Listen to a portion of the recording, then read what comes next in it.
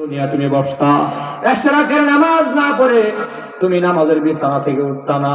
ফাতেমা রে, আজকে তুমি এশরাকের খবর নাই, তাসবিহের খবর নাই, ঘরের ভেতরে রান্না বান্নার কাজ বসাইয়া দিছ, এতগুলো কাপড় ভিজাইয়া দিলা, ব্যাপারটা কি?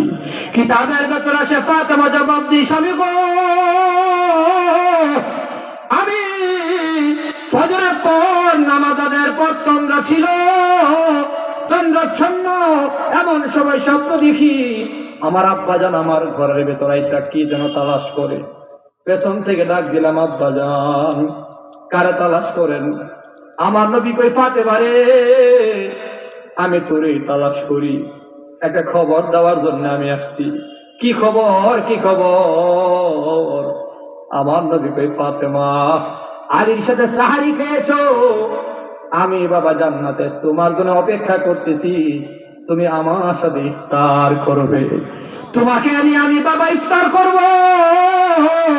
ফাতেমা বলার পরে আলী তো বুঝার বাকি নাই, কারণ আলী তো বড় আলেম, আলীও বুঝে ফেলেছে ইফতারের আগে তো ফাতেমার মরণ হয়ে যাবে, জান্নাতে নবীর সাথে ইফতার করবে। স্বামী গো, শেষ সময়ে কাপড় গুলা ধুয়ে যায়, ভালো ভালো খাবার বানায় সন্তান গুলার শেষ সময় একটু খাওয়াইয়া যায়।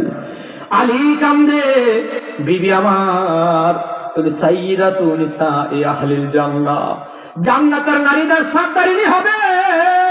আমার নবীর কলিজার টুকরা, সাইয়্যিদুল কাউনাইনের কলিজার টুকরা ফাতেমা, তুমি এত বড় দামি মহিলা, আমার মতো গরিব আলীর সংসার করলা, তোমার হক আদায় করতে